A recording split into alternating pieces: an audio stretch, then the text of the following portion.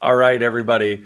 Hey, thanks for joining us. We have no big fancy bumpers yet, again, because I've been in transition. It is our Thursday night. It's here now with Jim Goodall and our guest, Wayne from Michigan UFO Sightings. Hello, guys. Hey, Good to be here. Good to be yeah, here. thanks for having me come on, man. Yeah. Yeah, this is going to be really fun. For everyone watching or going to watch, we have been planning an expedition. As in the description, we're going to talk a little bit about what's coming up in Belize, and then of course this is officially Jim and I's first guest, actually, Yeah. on screen. You don't get squat for it other than Hey, attaboys from us. But bragging rights, man. Bragging rights. That's Right. Yeah, okay. Right. that's it. And any abuses Jim wants to hurl about the universe, I mean, there you can wear them Yeah. as honors. Yeah. And Yep. both Jared's from Minnesota, and I wasn't born there, but Minnesota's my home. So we're used to that god awful rotten ass weather they have Yeah. in the upper Midwest. Well, we've had 60 degrees in southeast Michigan here with high winds and heavy rain. So it's made a mess. Well, we had The- I think we hit I don't think we hit 60 degrees today. We had 30-mile-an-hour winds, and they're predicting snow. This is in Tucson, Arizona. They're predicting snow next Wednesday with a What? low of 26 to 24 to 26. This is Arizona. I live in the desert. I That's moved gonna here kill because I never people out wanted to there. shovel snow again or even see it I can see it in the Catalinas, but they're at 10,000 feet. I'm not. Yeah. Jim, I think you're ruining it for yourself because you kept taunting Mother Nature to dare they Yeah, crossing the line. Probably. Yeah. They did you go to the gem show at all? That is No, still it going on, officially, isn't it it? officially started today. Today's the official opening day. Oh, really? Yeah, and they had previous stuff. The Smithsonian has something, but it was the invitation only. They had almost $1 billion worth of shiny, sparkly stuff. Nice. Oh, wow. Yeah, and they took out. They bring in this. This is the largest gem show in the world, and people literally. I was there. I went. The last one was about 4 years ago, 5 years ago. I went with a friend of mine from Hawaii. Rosemary didn't want to go, and they had they had pieces and parts. They had a head of a Tyrannosaurus Rex that you could buy. I mean, there's too many zeros after it, so I didn't even ask. How much. It's Is just it a resale from Nicolas Cage? Because apparently he bought one at one point. Oh, really? Well, now Yeah. there's a place. It's on Midnour Bay on Lake Washington. I was out with a friend of mine. Oh, it was actually my boss. We were on his boat, and we come in this bay, and we see this big, huge. I mean, they're nothing. This is the Bill Gates type of neighborhoods, and here's this huge house, and the center of it is like a 3-story glass enclosed atrium, full size, complete skeleton of a Tyrannosaurus Rex. Wow. Oh, I wow. mean, and it could be Susan, the one that they found, the last really big one they found in South Dakota. Well, the gem show, I had friends that went to that, and I was in KBIS, which was in Las Vegas. There were friends that were, whatever those pre-things were, Jim, they were there last week. Yeah, And I had no idea because part of me wants to like hustle down because it's hard not to say, hey, how much for the pterodactyl in the window?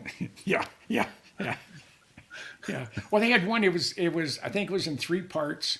It was one of your dinosaur fish with all the big teeth and long, like a real long snout on it. Yeah. And it was full size, and it was at the Tucson Inn. This is all over town. I mean, you have the convention center, but there's like 20 to 25 other significant locations that you have to go see. And there's a shuttle bus that will take you to all of them. Just get on one, it'll take you to the next place, and just keep doing it until you've overdosed on gems and rocks. I don't know. Can you? Because I heard there was like, you could get things that would have cost like, it's amazing. I guess some of the geodes you could buy for like $10. Yeah. They're like, Yeah. things that in a store are going to cost you hundreds or thousands Yeah. are Yeah. are there for, well, it's all wholesale. I get it. Pretty But, much. Pretty much. But well, it's if you don't make it this year, maybe you can make it next year because it is a lot of fun. I mean, and they have an incredible amount of stuff. I mean, stuff you would say, how in the heck did they dig that thing up or did they find that? And this is fossils, Yep. and just they had one of the stones, you break it up and it's the purple crystals on the inside. yeah. I don't know how they got out because this thing was about 8 or 9 feet tall and probably Oh, wow. weighed a couple tons. And I don't know how they transported it, son, because I know it's not a permanent fixture at the convention center. Oh, I think it'd be really fun. I didn't think it would be realistic, but it sounds like this could be something we could get down to, at least together. It'd be fun. Yeah. You got some trips. I mean, Wayne, you got some things coming up. Yeah. Well, for spring break, I'm going to be out there by Jim in Bullhead City and jumping over to Laughlin for some spring break action with my wife. But in June, I'm heading to the Cosmic Summit with Randall Carlson, Johanna James, Jimmy from Bright Insight, and Ben Van Kirkwick, and Randall Carlson, and Graham Hancock. So they sold that place out, man. There's no more tickets left, so you can watch it virtually. But I think they sold over 400 tickets at $500 a pop. Do the Wow. math. But Asheville, North Carolina for a weekend, and hopefully going to be able to get with some of these people and have some good conversations, because I've had Johanna on my show. I've had Ben on my show. Randall said he would come on, but he's never gotten back to me. I've had the Snake Brothers, the Serpents of the Snake podcast, Kyle and Russ. They've been on my show. Talked to them a couple times, and some decent dudes that are very much into all this. And then all the scientists from the Comet Impact group are going to be there. So yeah, there's going to be some Cool. scientists there and everything else. So I'm hoping to rub elbows with a lot of people. And I know I was hoping to be able to go to Belize this year and make that initial visit, now that Jared's put it out there and is making it kind of publicly known. It's been like Secret Project Zero for a while. I wanted to say something, but not. And but this is really, really cool. But I'm hoping to be able to get some people interested at the conference and want to make contact with Jared and see about further years out. So we'll see how that Yep. goes. But this is just awesome what's being discovered, and man, I can't wait, and I wanted to dig in that dirt and start looking at things. So bless you, Jim. Oh, One more and he'll get the mute. yeah. Yeah, I'm gonna go blow my nose. I'll be right back. All There you right. go. There it Don't is. go anywhere. All right. Well, we'll leave Jim out of it for a minute. But for those of you watching, thanks for joining us. John P. Adventures, S. Lee, we have Cosmic Neighbors. And who else is in here? Other people unidentified. So thanks for joining us. We are going to do this initial expedition. And for those of you who watch this in rebroadcast, we are going to be continuing to do field experiments with this ancient, mysterious engineered soil called Terra Prata. It's all over the earth. It does not align with the paradigm for all the ruins and everything that we're looking at. And we want to look at toolings. We want to look at more advanced ancient past. Part of it, though, is something so simplex that it's been missed. And what it is an engineered soil made by man that's filtering heavy metals and carbon dioxide. It has electromagnetic properties, and it's all over places that were supposed to be nomadic. And yes, some of the dating says 7,000 years old, and maybe it's not older. But the suspicions, I think, when we start doing the experiments and everything else and understanding what it does, not just for modern engineered farming, which is they call them biochars, but in all over South America, Central America, all over Siberia, a lot of places there's this engineered soil. So that's one aspect of what we're going to look at.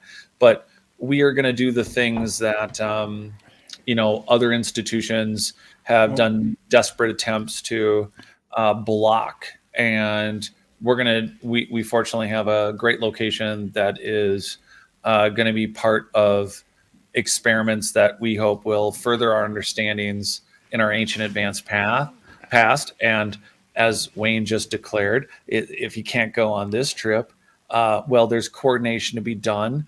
Possibly other people that want to come, which you're welcome to reach out. We have funding that we're trying to block for this because LiDAR is not cheap, and we're doing very highly detailed ground LiDAR work, which is being done by a group that also did America's Stonehenge. In fact, Dennis Stone is coming. I don't think he's going to hate having the advertisements, but America's Stonehenge is in Salem, New Hampshire. And as you've just heard from Michigan UFO sightings, it seems like the spring, i.e. after the rainy season, Wayne might be able to make it. Yep. Oh, that would be good. That would be good. It would be. Yeah. I've been all over Central America, but I've never been to Belize. It's beautiful, man. I've seen it, and my wife and I like to watch these house buyer shows. When we're looking at our retirement. Yeah. And there was what do they call them? Beach house hunters or whatever. Anyways, They went to Belize, and it was just astounding. And well, it was an English territory. Yeah. Or so they were I don't know if they all speak English, but the city Spanish. Yeah. The main town of the city of Belize. It's all laid out like the Brits would lay out a city, large thoroughfares there's a number of places in Mexico the same way. Las Mochas, for example. I mean, you'd think you were in an English town if you went down Las Mochas. So, I was an embassy resupply with the Air Guard. We were out of Panama, so I've been to all the. There's countries I flew into. I was a historian. I wasn't a pilot or an air crew. I was just along to document what they did, what we did. And there's a number of cities and countries we flew in at night with the lights turned off. We had to change out of our military uniform once we hit the ground. We got back into a windowless van, brought into a Westin, like in Guatemala City. So we just don't leave the compound at night. And then I take a helicopter out to the jungle where our civil engineer guys are building a school. They're sleeping in a tent and eating MREs. I'm at the Westin, eating really, really good food in the morning and at night. So I had a good time. But like I say, I was everywhere, but I didn't make it. Never made it to Belize. So I'm looking forward to doing that.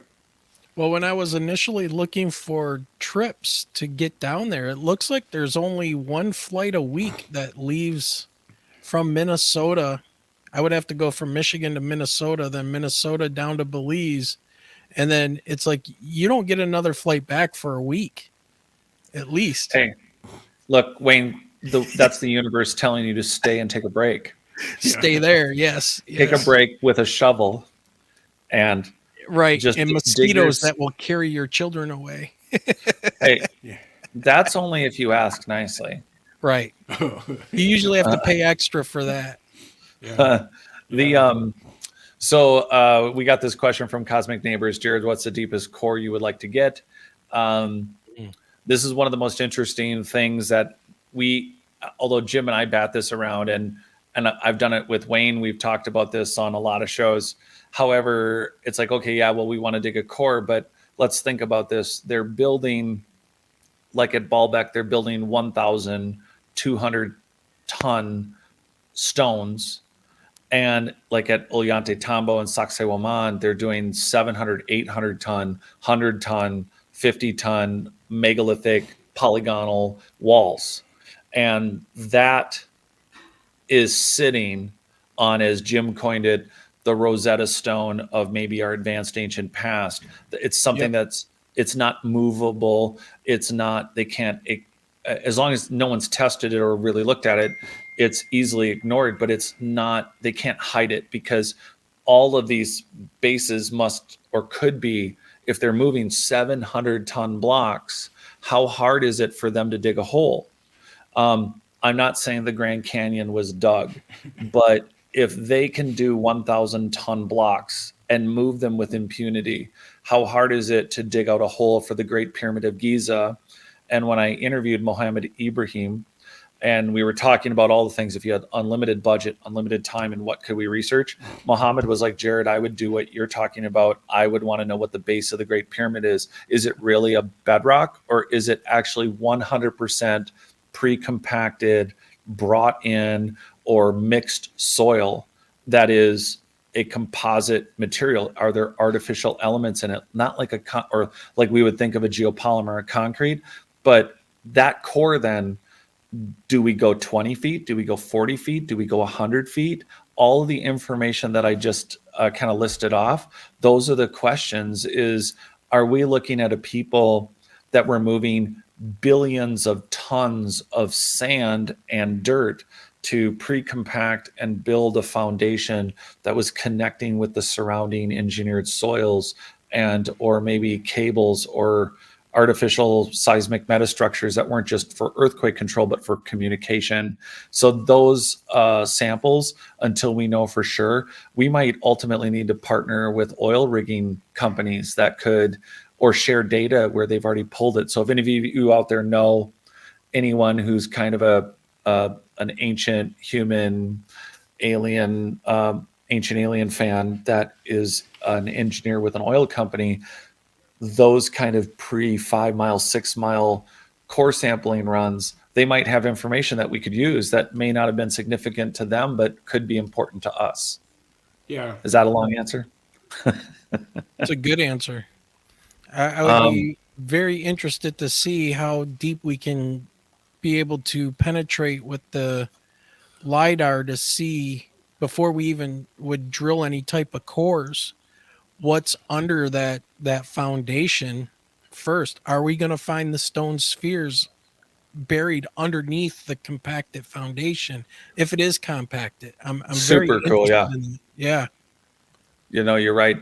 Jim and I were talking about, we're trying to get on someone that I met here in Utah who's he's a his aerospace background. He was in the Air Force and now he's in the national, he's in the Coast Guard, and his frequency energy testing is on airplane hulls for integrity. And I think someone who does that kind of experimenting could translate really well to, what are these ancient stone spheres that Wayne's talking about? Like, are they the hollow cores? Do they have a shape of that hollow core that's meant to specifically wave resonate, as in a wave hits it, it reverberates, and then the wave continues, or expands out from each of these stone spheres, and we don't know. So that's some of the stuff we want to go at. From a seismic standpoint, as far as I know, primary waves and secondary waves will not travel through an empty space. So Right.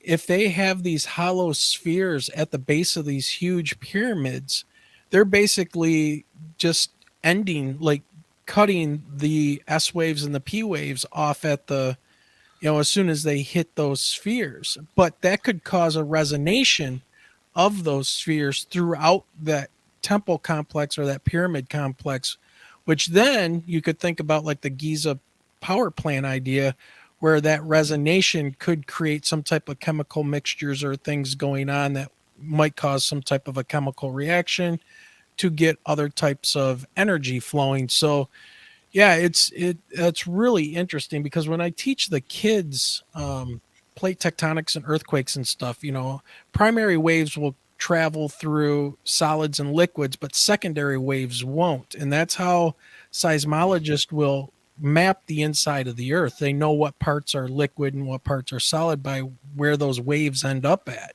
Mm-hmm. So see, wouldn't that be interesting then? So long term, for everyone listening, wouldn't it be wild, Wayne, if or Jim, wouldn't it be just crazy if by finding out and reverse engineering of all the different size stone spheres, and if we remotely can find out where they work, because they work from modern experiments, they work in clusters. But the question then, is it like a frequency band for like an AM or FM radio, where the size and the groupings of the stones, not only did those resignations, but what if they were specifically tuned for weaponized scalar waves? Yeah. And, I mean, Nikola Tesla said that everything he was involved in, communication, energy, creation, everything is associated with frequency. Well, you know what, Jim, you say that, and think about this though. What if, and wild speculation, but if that's the case with these stone spheres, then what would be the effect if you had Terra Prata all around those stone spheres? And when they are hit by these seismic waves, what would be the effect throughout that biochar? You know, if you have minerals and things in that biochar, if we could get a solid understanding of that biochar, what kind of sounds, what kind of resonance, what kind of energy might that get put out as my cats are going crazy behind me?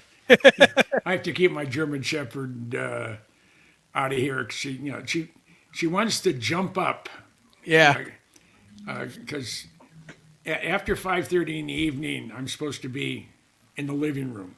Well, my youngest cat, this is the time of night where she gets her little zoomy fits, and she goes running through the house like the herd of cats that she wants to be, but she isn't. Yeah. So, Yeah. but yeah. well, So I'm still here, everyone. I'm just my camera's decided to go kaputs for a second. oh, nice. And But then yeah, it was- go ahead. I was just going to say it would be very interesting to see if Terra Prata is embedded some way with these spheres, and like you were saying, some type of a scalar weapon. If the different sized spheres create like you said, some type of a sonic, a sound, which then would go throughout this biochar. Maybe this whole thing is a gigantic like listening stations that would transmit to other places that, hey, we just had an earthquake here, everybody get ready for it, because the ground resonates. Well, what if, and again, for us fundamentally on our elementary level, we're like, okay, well, this must be all about earthquakes. But then if right. Yeah, and we all three of us have talked about all three of us, the triumvirate, the tripod, the Curly all of us Larry have, and Mo. Oh no, that's Wednesday night, not tonight. Ron will appreciate that. so there's a good chance that not only are they these like the Christopher Dunn Giza Pyramid Complex idea is what's being resignated from those sources through all the buildings and through all the connected terraformed planet that may have been more engineered and managed. So are they going to relay stations? Are they going to above ground stations that have turned to dust and don't exist, or megalithic blocks? So I'm excited that any wave, either resignation or muting or whatever we hit these stones with, if we can imagine of the sites that are still remaining, that frequency, like the reactions of the frequencies between those spheres and the buildings above them, I think we're going to learn a lot more, not only about that. Is it a warning system? Is it also a communication system? Is it also a way to send signals to each other? I mean, we always talk about take off your shoes, go barefoot and ground to the earth. That's. Well, one thing that we may want to consider take with us is a frequency generator. Yeah. So Jim, thankfully my Aaron is talking about at least lending me some equipment, and we will be doing those hopefully we'll be doing some electromagnetic ampage, voltage. We're going to be putting some grounding rods in the ground, and we're going to be doing some interesting testing. Oh, take some dowsing rods for sure. There is someone coming specifically for that. Her name is Alexi, and there will be someone expert. No pressure on her, but there will be someone coming. I just, she listened to these shows, so I hope she doesn't just have a heart attack that I just put her out there. But we have someone coming the entire time that will be dowsing the whole time. Perfect. And there's a 1,000-foot structure. There's a hill in the middle of this 7,000 acres, and it says it's not a mountain; it's a structure. Yeah, and there's two at least, maybe, but maybe they're not all that. You're right. That one's not that big. I mean, there's two, and I don't know, Jim, are you climbing it? Yeah, with being 78 with bad knees. Yeah, sure. He's got this. Well, you know what? The description for one of the mounds is around 450 to 350. They're not positive, but there is one that's 450 to 350 feet. But these mounds and this area, it's so very likely that we're just part of a larger Mayan metropolis that was spanning from this coast through Guatemala. And again, it's so hard. You name a country and you think there's a border. The Mayans, this was their territory. It wasn't broken up by Belize and Guatemala. And there's so many islands right off the coast, and I'm really hoping that Michael from Dark Hour Paranormal, when we go, especially on the more paranormal side, we're going to go to that haunted island. I know, Jim, you have no patience for that. You're good going to a haunted island, right? Oh, absolutely. Yeah, I like, what's the worst that could happen? Hey, could be married 3 or 4 times. You'll see it coming. You can have an ex who can have an ex that you describe as the Antichrist. So it could be fun. She could actually be. So. There is likely, I think, I know some of the locals they'll take you there, but they won't go anywhere else on the island. I think we've learned a lot from movies. I feel like there's enough movies that have served as public service announcements, like, for instance, things we don't say when we go to Haunted Island, where you can clearly see this is on an island, folks. There's like dozens of islands off the coast right by where we're going to be. And they have pyramids that you can see on them. So it was almost like maybe international shipping routes. And you didn't even have to go inland. You could just stop at Pyramid Island and maybe drop your goods off 3,000 years ago or 2,000 years ago. But I have a hard time. I mean, here's some of the rules that are not new. Let's split up. We'll search the island faster. And let's not go at midnight. Yeah. I feel like those are safety tips that automatically guarantee us leaving. Yeah. It's, have a buddy. Right. Just don't separate. It's like going out in the desert. You don't go by yourself. No. If you get bit by something and you have a limited amount of time to be rescued, and you're by yourself, you're screwed. You really are. Yeah. And we're not doing this, by the way, folks. We're not doing this once. This is a start of what we've all talked about before. Wayne, Jim, and I. There's questions out there, and we want to answer them. So the start of this first expedition is the beginning of trying to answer, or not trying. We are going to do everything within our power to start answering questions by experimenting and asking new questions. And maybe we'll answer some old ones, and maybe we'll come with some new ones. And we won't have the restrictions and the idiocy of the major sites that the entities that control them. I mean, I don't understand why they wouldn't be enthusiastic about doing core samples, finding out what are these huge structures, what are they sitting on?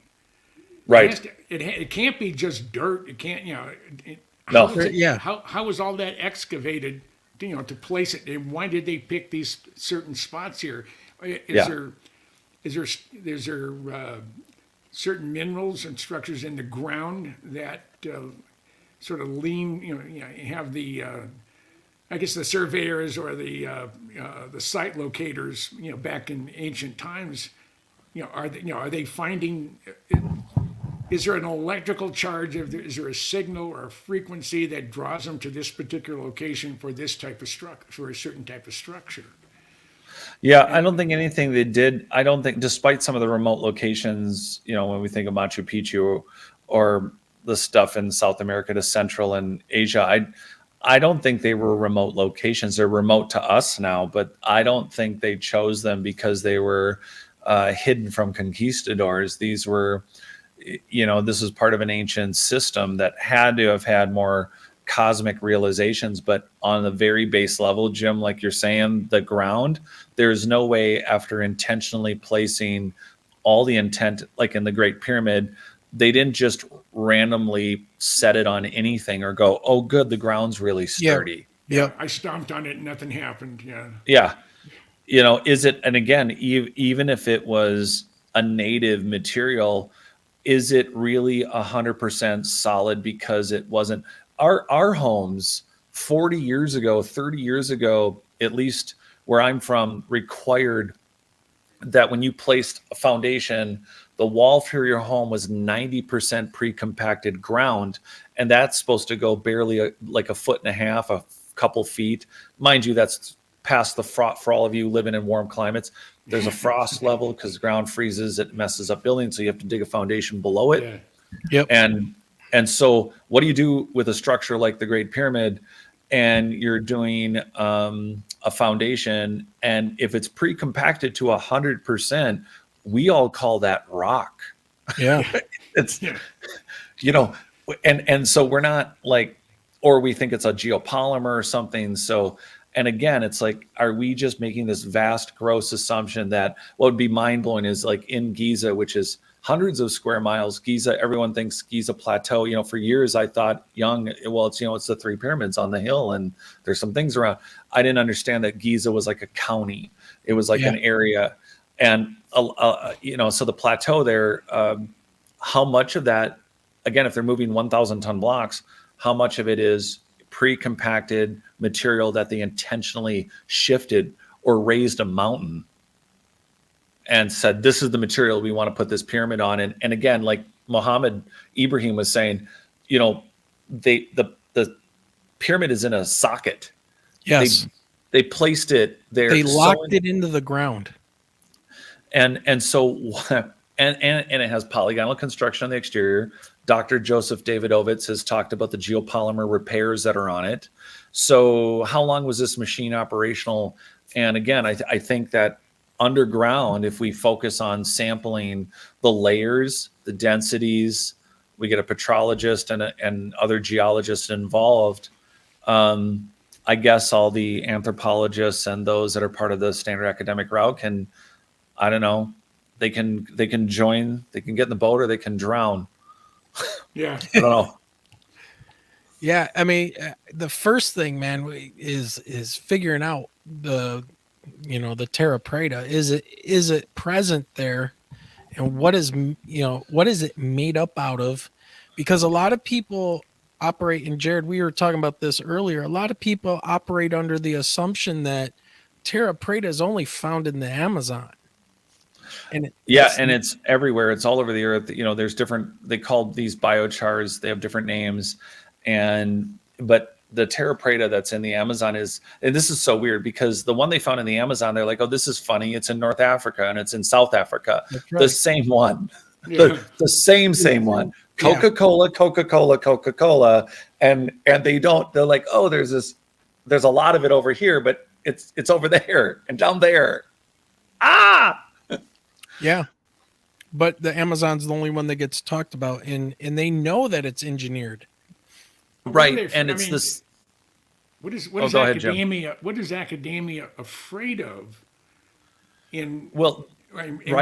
Why are they so against allowing or doing any research themselves? Like what we're going to do as far as the what do these structures sit on? What are the foundations made of? How deep do they have to go? To ensure that 1,000 years from now or 2,000 years from now, that structure still be standing. Right. Right. And then through how many different earthquakes with no other maintenance. And that's a problem. So what do we do? which it just tells me that they engineered and constructed these things to be earthquake proof. It's all that's really left is, if you look at, I look at the pyramids and Machu Picchu and all these places as like a foundation of a building, more or Yeah. less. Like that's what's left. We don't know what maybe the real structures were at that No, point. totally agree. Like that, you have a foundational level, and it's like, was it 10 stories of wood? But Exactly. Yeah. if you're building 700-ton blocks, were you cutting down sequoias and giant redwoods?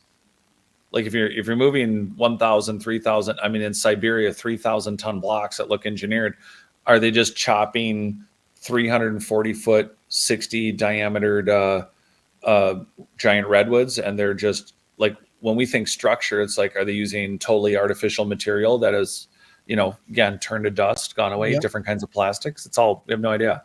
Well, then think about it. If you are cutting down huge redwoods and kind of like a prehistoric style tree, and you are a smart enough, human race to know that that's a perishable resource that you have to grow again, what would you want to grow it in and grow it fast and grow it big? Terra Prata. Right. And there, Farms. They would farm yeah. it. And I think, getting back to one of Jim's points earlier too, about like what's academia's deal, and the besides the embarrassment and the hubris of it, but the idea is, okay, listen, before you sit down and talk to me, there's a couple things you have to be answerable to before you. One, there's all the straw man arguments about like, well, how are you qualified to ask these questions? And there's one straw man argument. But my first question is you guys have anthropological departments. You have access to, I just have a question for everyone, red-headed, elongated, skulled humans in South America. Anyone. Explain. You have unlimited budgets. You have naturally born elongated skulls with red head, and none of you have touched it. I have no respect for these institutions for that. These questions are there, and I can get the history of why they haven't thought about the foundational structures, because they're all dynastic. Don't go against it, right? But And they're all then temples too. They're all, remember, everything's a damn temple. I am so bored with hunting and skinning deer. Wayne, Jim, let's build another temple. Yeah. Yeah. Let's not go ice fishing. Let's not go to the bar and play darts or bowl. You know how we Right. get out of spending time with our partners? Build a temple. Yeah. Yeah. How pious is that? Yeah, and let's get a bunch of people together to be our workforce, but in like 5,000 years they'll say they were all slaves. So Yeah. I just love that. And in reality, if all these, on the other hand, let's think about this, guys. And this is a joke for all of those preemptively wondering where I'm going with this. But really, weren't all those temples filled with dancers that we now call strip clubs? yeah, yeah. I mean, It was a maybe I disco. would build a lot more temples. I mean, Maybe they were discos of the day. yeah, see, maybe Jim, that's it. They were like, we're missing this. It's like, what we haven't built yet on this corner? Yeah. A disco. Right. Make a disco. Megalithic disco. Even the slaves need entertainment, right? Right, because everyone was a slave. Because who would want to build anything that big when you're spending all your time hunting deer and trying to not die? Right. Yeah. So, you'd have to be forced to do it. And Now we've gone down the sarcastic channel. I'm sorry. So we're winding it back up for all of you watching. Didn't they find a layer of salt? Yeah. So I'm bringing this in, whether it was hydrogen or not, Mr. C. The interesting thing about this is that for all of those out there who haven't looked, the earliest observations, anything you can find online about the earliest, like, Flinders Petrie, one of the great Egyptologists back when he was just curious. And there's a lot of reports about the initial investigations from different groups about what was on the walls, from searing to salt, like the pyramid was flooded. And it's very fascinating to me to look into this. And so all I want to tell everyone to do is try to find the earliest anything you find in your local old rare bookstore, your oldest university collegiate libraries. Go wherever you can and look for initial reports and or diaries. Anyone who has ever written anything about seeing these structures. Like originally, one of the earliest observations that date back into the 1700s was there was at least 7 pyramids, not just 3. There were 7 pyramids. And we're not talking the little ones next to Menkaure. We're talking about other areas that there were that was just one observation. Then there's this salt thing, and then there was also a plaster layer, and there was also a finishing layer, and then there's the exterior casing blocks that appear to be very advanced. A lot of people don't talk about this, but there are actual remnant pieces of the Great Pyramid that are tucked in a room. I don't even know if I should, like the more we bring light to this, my friend Jen Deo points it out, the archaeologist, she was there. And in one of the great, in the museums in Cairo, there is a actual, they are very precise. They're very precision, and it's never talked about. And so it blows my mind that people know that the exterior, they'll say the entire exterior of the Great. It was cladded in a was it like not a marble, but a like a limestone. Yeah. But Jen's point, when she saw it, and she goes, Jared, it's not some random layered plaster or half cut stone. To her, it looked like it was an engineered, very precise block, and the hieroglyphics that were on it. So from what it looks like, the entire pyramid had instructions on it or writings. And it just makes me want to bang my head that somebody took it off to build a temple that did not include the kind of dancers we were talking about. Right. Yeah. And so they had I think that exterior, like, what do you do in case of a disaster? What if this society actually did put instructions on the exterior? If we're gone or no one's home, or hey, we went to Mars, there's power switch this way. It's just amazing because the going back to the academia type of idea, like what they are doing, it's mind-boggling that they say, well, who are you to ask these kind of questions? And it's like, look, dummy, look at the top of the Great Pyramid. Look at what's left of the casing stones. Look at the core drills. Look at the tubular drills. Look at all the pottery you guys found that are, thousandths of an inch thin, perfect vases that have been turned on some type of a mechanical. You guys give us an answer then for this stuff, because you haven't. That's why we're asking the questions and saying, well, those were heirlooms or whatever. How did they make them? Well, and to Mr. C's question one more time, there's a chance that the Great Pyramid, like a lot of places on Earth, were flooded. So there's salt from that, and there's also the possibility of the hydrogen, and that I think it was well abandoned before it was ever, maybe that those elements from it being a hydrogen thing, I think it was well abandoned before it would have, created that kind of depository. But Wayne, ask the question again. I have a prepared statement now. Jim will like this. Okay. Ask me the question again about, what was it? Who are we? Yeah. What was it? Yeah. What do you mean? Who are we that we can't ask questions about this when we see evidence laying all around and you guys have no explanation for it? Here's my answer. Jimmy Page, Robert Plant, Elvis, Bonnie Raitt, Leonardo da Vinci, Michelangelo, Plato, and Buddha. Musk. Elon Musk, Bill Gates, Michael Dell, just about every other college dropout that's done more than any of you, because the last time I checked, you aren't any of those people. And if you only listen to people who graduated from Juilliard's, we'd all be asleep. Although I'm a big fan of Beats Antique, and that's a great band. And apparently they all met because they were going to Juilliard's. So I don't know if they finished or just quit and became a badass band. I'm not sure. But there's my short answer as to who we are. Gotcha. And Elon Musk was a good one, who, as Wayne's pointed out before, Jim, apparently is really into this megalithic stuff. Yes, he is. Ooh. He's into the Younger Dryas, man. It's Elon. he needs to go back a little further, I think, because I honestly think that the Giza Plateau and stuff, probably all that stuff ended at the Younger Dryas, but it's what was going on before that. I mean, they talk about like Göbekli Tepe being so old, so old, but that's when it was buried. What was going on? How long did it take to construct all of those? Because what, 10%'s been excavated, 15%? Of So where? how many of Göbekli Tepe? Oh no, they were at 5% when they started building a parking lot for tourists.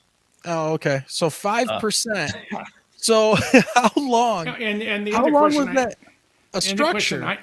I have, there's no pre-Egyptian structures in Egypt.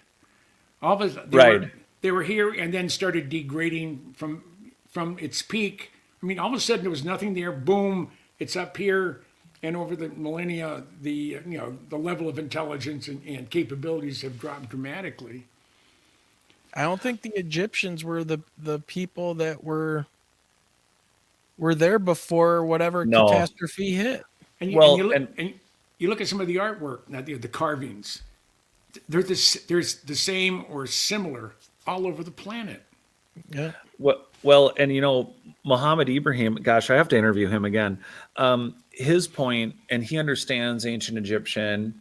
I mean, he's Egyptian, but at the same time, besides being a researcher, he goes, Jared, do you know that we only understand maybe 64, 63% of ancient Egyptian? We do not have it sorted out.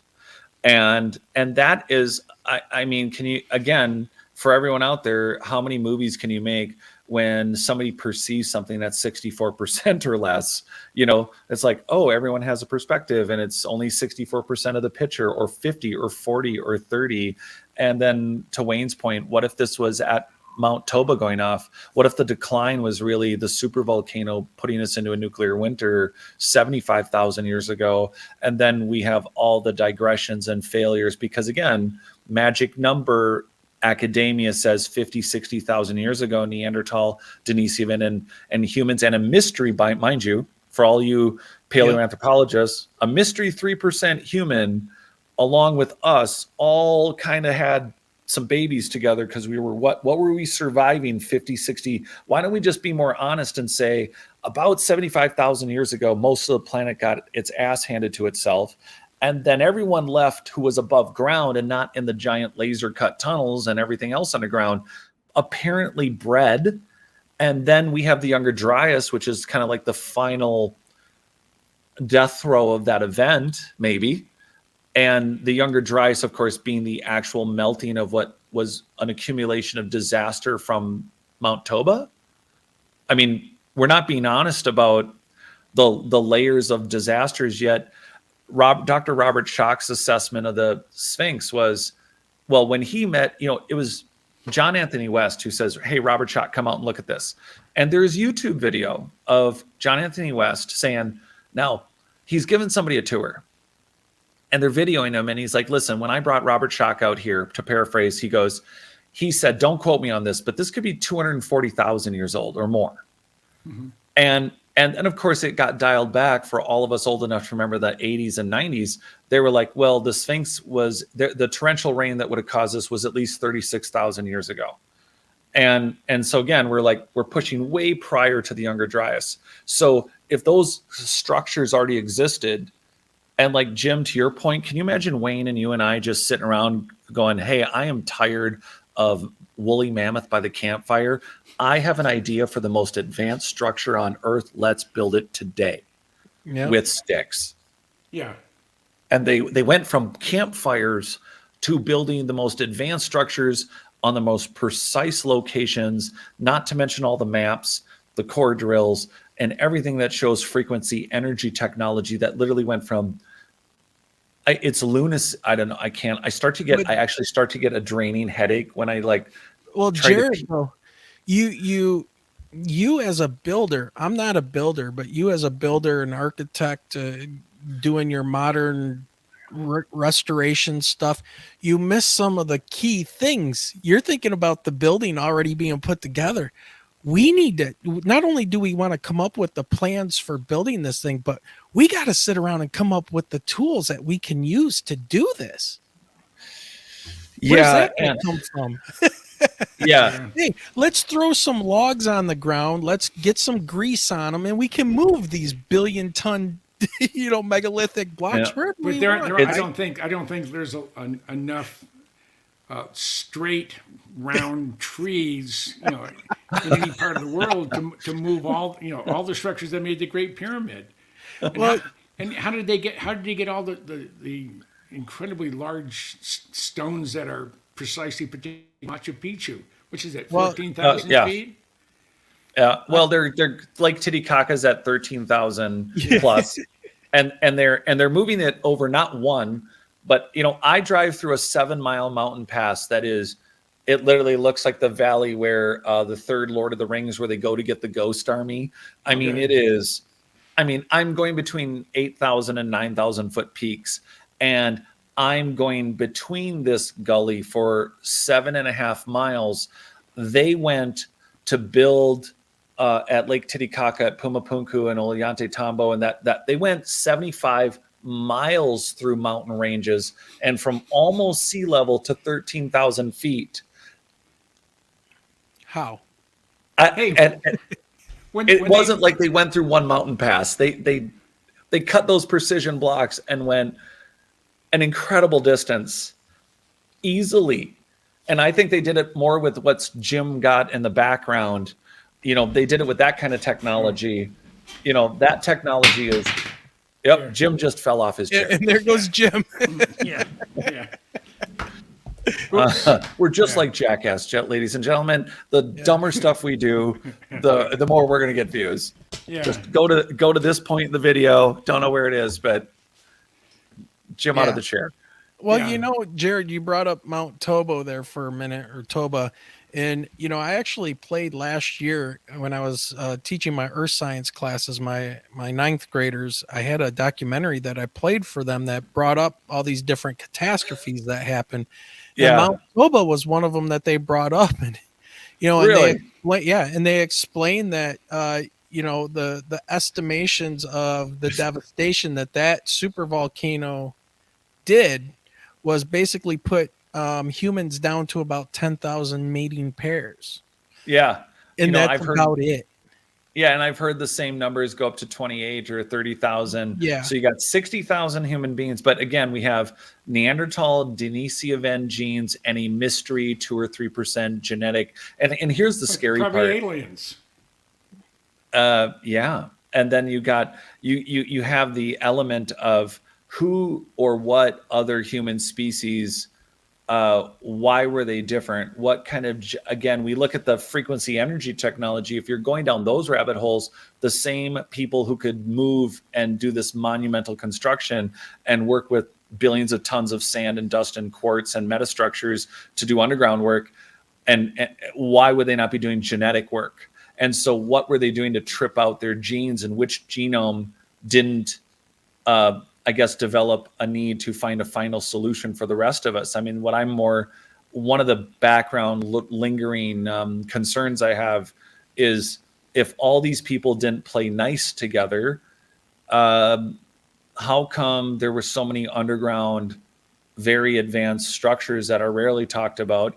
But who were the people that thought the other people and this whole global system should come? I mean, again, really, was it a natural disaster, or what kind of infighting was there based on those genetics? Sure. I mean, I just wonder, but I mean, this whole thing. I thought you guys would like this. Oh, go ahead. I was just going to say, and isn't it a Navajo? I want to say it was a Navajo myth or whatever about the ant people that lived underground that helped survivors of this cataclysm, and they talk about the ant them. people. Yeah, the ant people, the moon people. There's leprechauns. There's a sort of other, but the moon, the moon-eyed people. But the ant people came and brought everybody underground, and there are underground structures that correspond with, and they are in America. There are underground structures that, and again, these are not in the general public's.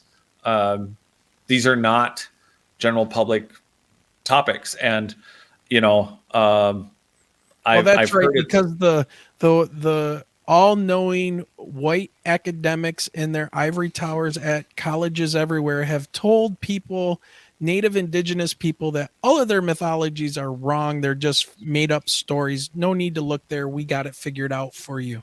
Don't worry. Well, Don't now take- you're making a lot of assumptions about all Yeah. Egyptologists. What was that, Jim? Don't confuse me with facts. My mind's made up. That's well, right. Yeah. Yeah, you know, and it's all around the world. You have whole academic groups built on their theories, not the facts. And instead of embracing the new questions, which I think this is the thing that I want to encourage all the mainstreams to really not be afraid of, is be the institution that has a billion new questions rather than the institution that's asked none. Yeah. Yeah, like, my idea, and this is crazy. I've never heard anybody talk about this, but those stupid Dolarite pounding balls that they said were used to carve everything in Egypt. I think Yeah. those were part of a ball bearing system, like used as ball bearings to move some of these blocks around, or at least the machinery that they used to move things around. I mean, if we think in the terms of tens of thousands of years of wear, we don't know so there's a couple things, and we've all brought this up, and I'm going to remind our audience about the step pyramid and about how they found over 40,000 vessels. And the vessels, what's important about these guys is that the insides have the drill marks of how they took a block of some of the most fragile, schist, quartzites, all things where if there's just a micro billionth of an inch, if the machining that's carving out the middle of this vase was to hit wrong, it would shatter the whole vase. Mm-hmm. Yep. And they come in small sizes. They come in amphora, ground size. There's all sorts of sizes. And they put them on without even thinking about it. They put these in, back to Jim's point about the earliest being the most advanced. There are the dynastic Egyptians using mud made baked toppers on these things. Meanwhile, all the machining revolution marks are on the interiors. And some of them are so milled perfectly thin that they're translucent. And that's the technology of the most ancient alleged Egyptians. But those diorite balls, these vases, and small water, whatever they were, they have dumb names for them now. But these people are working with any kind of stone, any kind of quartz, anything, and they're making these gorgeous pieces of art, and they're doing it off a machining that the machines turn to dust. So yeah, what were they using? And perfectly balanced too. Yeah. I mean, they're and the ones that are so thin that you're talking like corundum and granite that are so thin that you could put some type of a light source in there and it would protect and glow. And Yeah. and they want to know why we would ask questions. Look at the evidence around you guys. You have no explanation for this stuff, so why can't we ask the questions? This stuff is beautiful. I mean, no, and you're right. I agree. We should be the Jim. We all need to be. Jim, Wayne and I were talking about this. We should be. Sorry, you should finish your point. But we should be the SpaceX of archaeology. I would love it. There's no reason, because what Wayne's just said and what we've talked about. These are just questions. We already know the questions, but we also know the steps to take scientifically. All of us with our background, there's just no reason not to do the experiment. and if we don't have the background, we can find people that do. Oh, absolutely. Yeah. Yeah, and throughout time, there's been chances for us to piece. There's enough evidence left for us to piece together the trajectory downward, the decline. And I think there's so many stories of humanity and the survival modes from now to the Younger Dryas, through the Younger Dryas, and then that decline from Mount Tobo going off. But then the question is, what is the starting point of this truly ancient advanced society? And is Göbekli Tepe and the other 6 tepes, and gosh knows how many more that we haven't found, of the tepes that, and I've written about in Not Aliens and in the new book, what are those societies? Are they the remnants of the survivors that all blended genetically together? Are they the people that came out of from underground that were the real ant people? Maybe they're the Or squatters. yeah, bark eaters. Yeah. with a few survivors that tried to pass on this ancient knowledge of some type of technology, and they died off, and what was left was just enough to kickstart people that were left over. And but to your point, Jared, it's like, according to, and if I hopefully I get this correct, I'm not a historian, but Zet Tepe is the beginning mythology of Egypt, which I believe goes back 40 or 50,000 years of rulers of Egypt. And I Yeah. believe they started all the way back with like Osiris, and the god names are all popping up as like the first rulers and pharaohs of Egypt. And I think after the cataclysm, the most recent one at the end of the last ice age, you end up with people imitating what they were left with, but no Yeah. real substance, to be able to reproduce that stuff. So you end up with the mud tops for the vases and things. Precisely cut vase and Yeah. vessels. Yeah. Yeah. Yeah. Yeah, there isn't this the mimicking culture is again, there's nothing wrong with us discovering what our recent ancestors did or didn't do. It's just that we have clear remnants of something much more ancient that has no written Yep. story, and it's buried in our genetic memories. It's buried in the ether. It's buried in collective consciousness, and then it's buried, literally buried. It's under the foundations of these structures. And people were so busy. I think the romanticism of finding, King Tut's tomb, and the idea of, that's exciting. I wanted to be Indiana Jones. I wanted to find dinosaurs. I saw big, giant megalithic blocks, and I saw what the Natural History Museum showed me, a bunch of people banging rocks and building big blocks. And I'm like, I don't want to know anything about that. I want to find the golden monkey. Yeah. And we might. you know what? Okay, so where we're going, folks, within 10 miles of where we're going, they did find a crystal skull. They did find a real one. And they also found a crystal jaguar.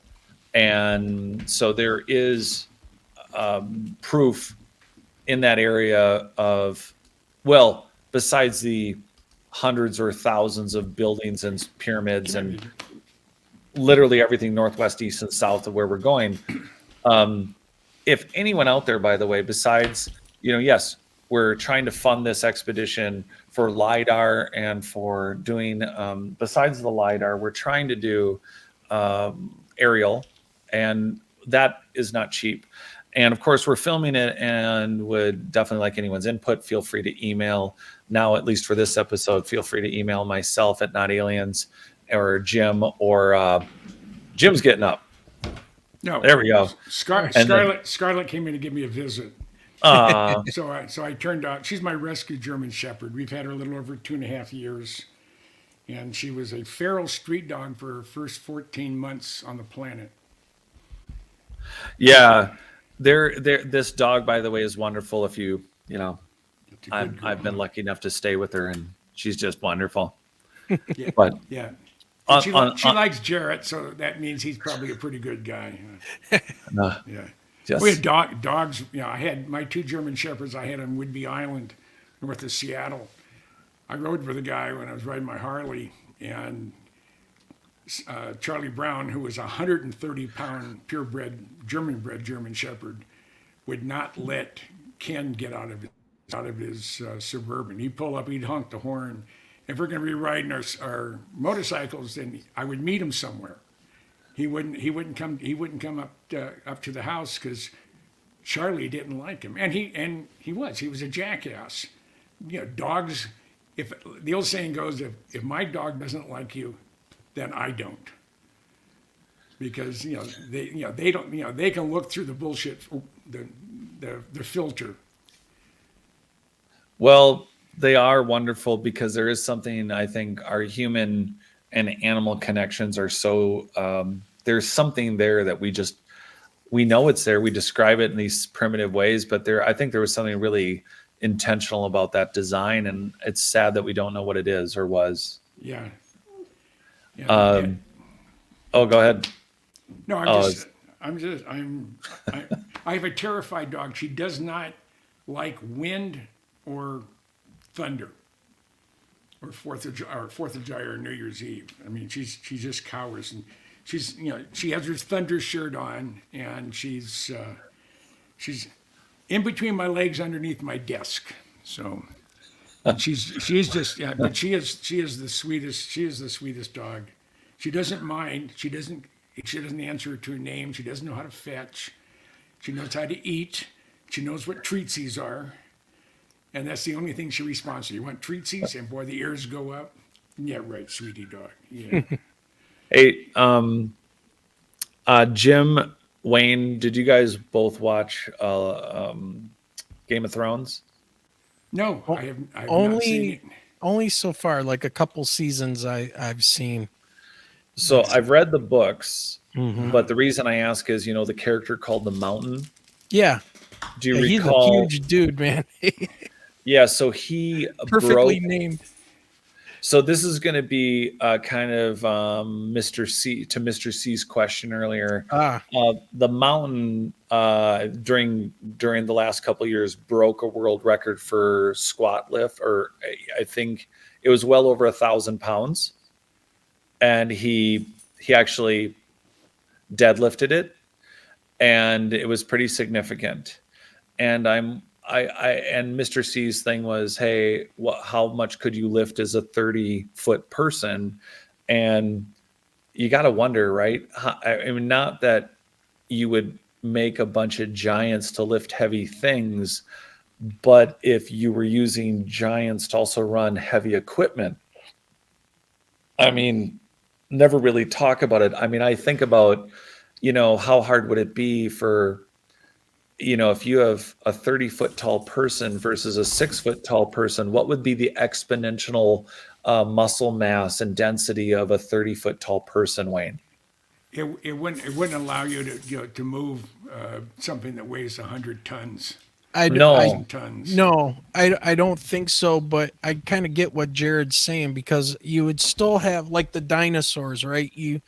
These things got huge because there was a plenty, a bountiful, endless supply of food for them to eat, but also they believe, and I'm not sure on the scientific reports on this, but there was 40%, at least 40% more oxygen in the atmosphere during, like, the time of the dinosaurs, which everybody knows, you get put into an oxygen chamber and things like that, it can have curative, benefits and things like that. So if you were a 30-foot tall human, your bone density and muscle structure would exponentially have to increase because of the amount of force of gravity Right. that the earth would be exerting on you gets greater. So you wouldn't look like just a normal 30-foot tall dude, right? And No. just be perfectly proportioned. You would probably have legs like tree trunks to support your body. Your respiratory and heart system would have to be able to pump blood through this massive. But what I find really interesting is, what would be the size of these guys' brains, and what would they be able to figure out? Well, I like Maybe turtles. they were would the be one answer. bosses, right? What? Well, that's a question where they like the pea-sized T-Rex, Ooh, Right. butterfly. We use what, 8 or 10% of our brain capacity or capability. Can you imagine? Yeah, well, a certain part of your brain is wired for your autonomic, yeah, nervous system and breathing and all that stuff you don't think about is keeping the body regulated. alive. Yeah. Yeah. Well, then we have Wim Hof and Stig Severinsen and a number of people proving that it is conscious work. And so Absolutely. how much of it, and why is our pineal gland calcifying, and what's ocular nerves doing there? And there's too much mystery around what should be conscious bioengineering work that it doesn't add up. You know, And even these ancient people in Terra Prata, what did they know? What kind of connections could they make? I mean, if we have people in modern day now, I look at like David Goggins, right? This guy is a maniac. I mean, he literally thinks of himself in like a third person. It's like you go to war with your mind, right?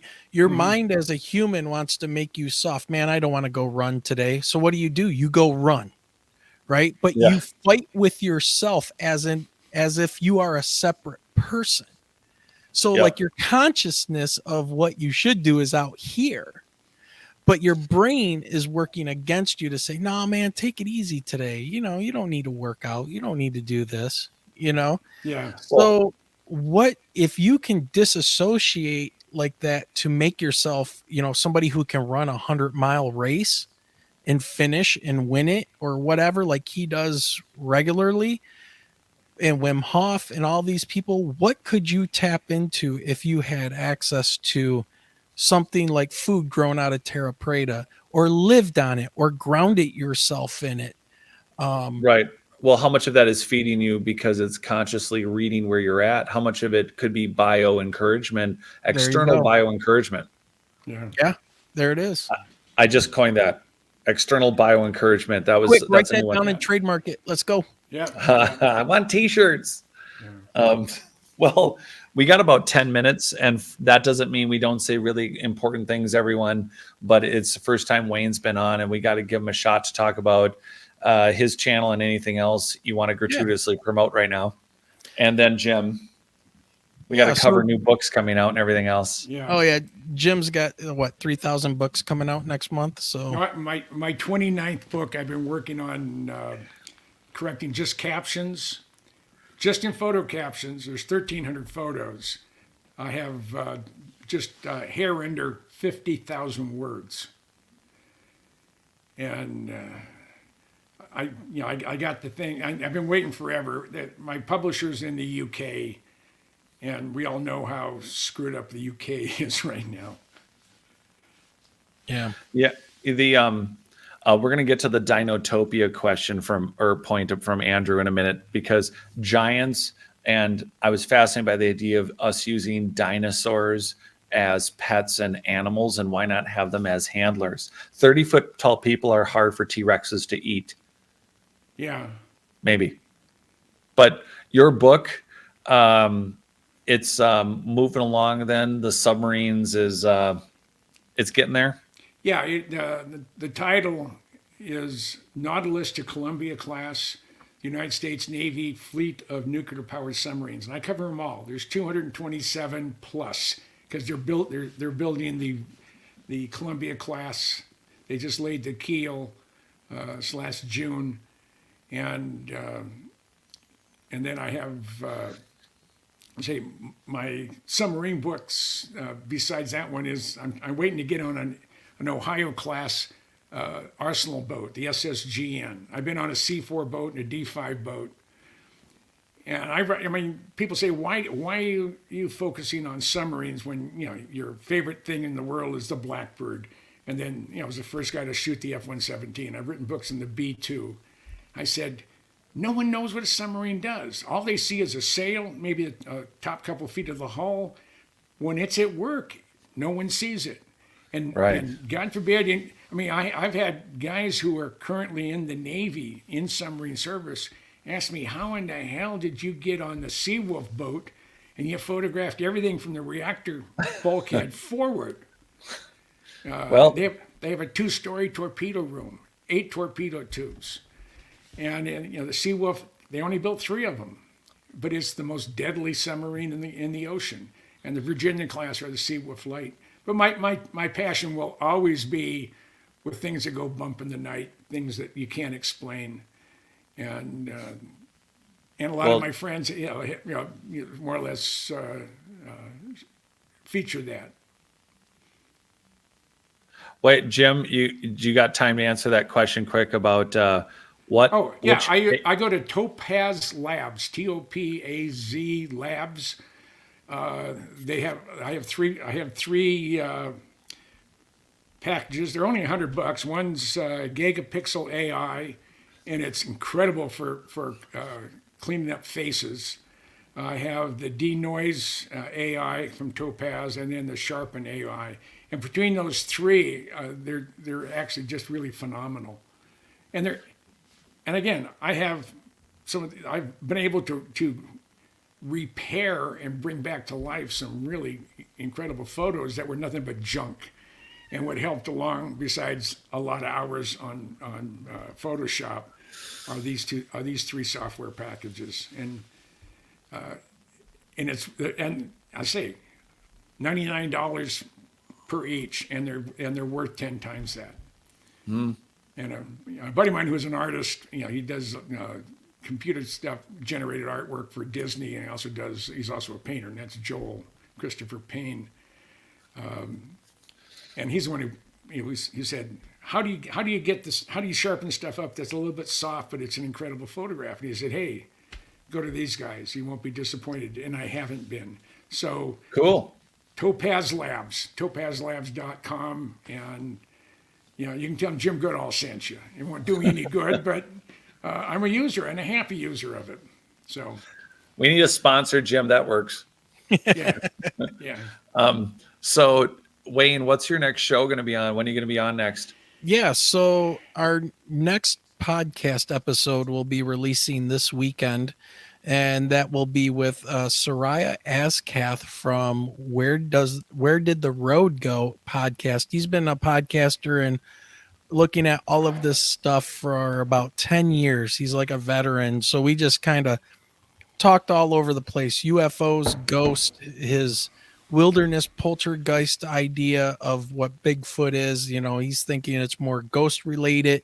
And I was asking him, well, if it's outside, do you think that maybe the soil might have something to do with these people manifesting things? So we talk about that a little bit, ancient civilization. It was the first time he's been on our show. And, with that much experience and interviewing and talking to people over 10 years, it was, hard to not bounce around a lot. So it was our first initial podcast with him. So that'll release on all the podcast platforms, Spotify and all that this weekend. And Cool. Then the following Saturday, we'll have our next live stream. So that would be I want to say, is it the 18th, next Saturday?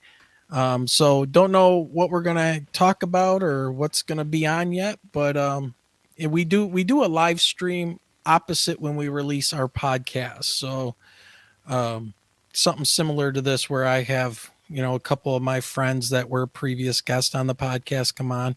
And if you want to find us, all you got to do is Google Michigan UFO Sightings and Paranormal Encounters, and it'll take you to various YouTube channel and Spotify and everywhere else. So Excellent. Yeah.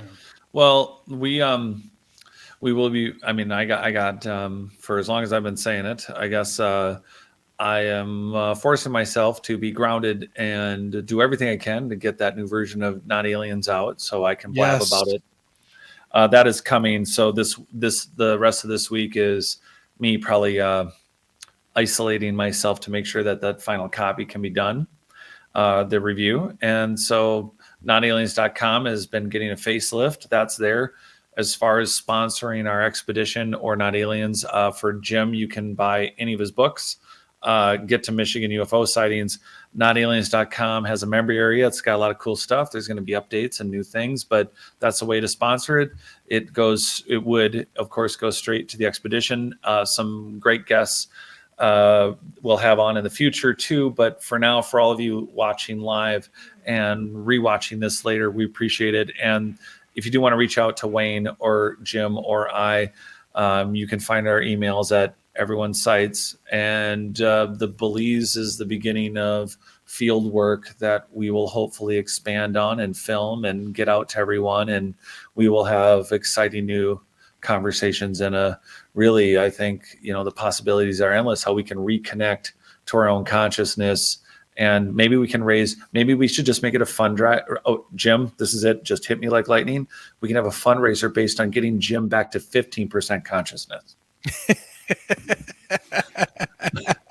You look at what you're like now at 8. I mean, you got 30 books out. If you were at 15 at double based on you could put out 47 new books in like 8 years. No, we need Huh? Jared's book to hit the New York Times bestsellers list so he can get a bunch of money coming in so he can fund all of this stuff. Yeah, the New York Times, my very first book that I co-authored with Bill Sweetman was on the F-117, and it sold 67,000 copies. Ugh. Wow. I mean, I was homeless, going through a nasty divorce, and Saddam Hussein came to my rescue when he invaded Kuwait. And That's what a bro does. Yeah, That's right. And I went into my boss. I said, General Broman. I said, does Guard Bureau need any historians? And this is like the second day that Saddam had invaded Kuwait. He said, well, as a matter of fact, yes. I said, good. I volunteer. And 2 days later, I was on the road. And I spent 121 days there, so that was interesting. Yeah, it's amazing how many of these stories are exactly that. It's like, hey, we were about to have the lights shut off, or we did, and then there's the windfall. And I appreciate the vibes, because I'm not just trying to get out the one book. I'm ultimately going to hopefully follow in Jim's footpaths, steps, and do. I hope I can get out 100 more books, or 200, or. Watch out for the dog poop. It's out, and it's on the trail. Is it just going to be yours dogs, or is it going to be like something else? Who knows, I don't want to do. I miss every time I think about the dogs I've had. It's so hard when they pass. They're like family, and they are family, and it's so hard to let them go. Yeah. Well, my dad, who never shed a tear on anything, when they had to put my dog down, it was half beagle, half dachshund, 17-year-old. Wow. Wow. And he cried for 3 days. He couldn't take it to the vet. My mom had to do it. Oh, man. And I don't know. It's dogs are incredible creatures. And just for everyone who wanted to nail it all the way to a sad ending, here we are. Yeah. No, I have my Scarlet. She's my sweet dog, and I think I think Rosemary would have to pick between Scarlet and myself. Oh no! I'm hoping I would come in first place, but it's not a guarantee. You would never know if that was the case. No, this is true. So, well, Wayne, I enjoyed having you on. Jared, always a pleasure. Everybody out there. Thank you for joining us. We're gonna. Yeah, Jim, thanks for coming on our podcast kind of last minute. There are one live stream that we did with you just not too long ago. So it was awesome. Anytime I'm a fill-in for anybody who needs somebody, as long as I'm not on one that we've already scheduled, because I'm on with Rod Mason on Wednesdays. I'm here on Thursdays. Yeah, I'm going to be with Unidentified S4 and Ron tomorrow, and then I'm with Mr. B in Perth, Australia on Saturday. Oh yeah. Yeah, Mr. B. I like he's a character. I think we all are. I mean, I think that's all my wives have said. You don't have any normal friends. I said, well, normal people are really boring. Yes. Right? Yeah. So well, yeah, I agree. Well, I have to pack it up, but Jim, can I give you a call about 15 minutes? Yep. I'll be here. Wayne, you have a good weekend. It's coming up. Too. Stay warm. And I'm going to freeze my fanny off come next Wednesday. It's going to have a low of 26 and a high of, I think, 48. This is the desert. This is southern Arizona. Everyone's sad for you, Jim. Global warming is gone. It's working out great in Minnesota. So yeah, Michigan too. Yeah. You guys can get a little cooler. If we can get a little warmer, I'm taking it.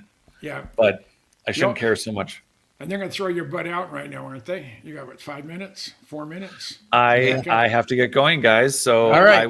I'll call you in a little bit. Thanks everyone, and thank you, Wayne, for guesting for us tonight. Absolutely, man. And you all take care, and another enjoyable evening. Take care. Adios. All right. Thank you, guys. Right. Yep. Bye.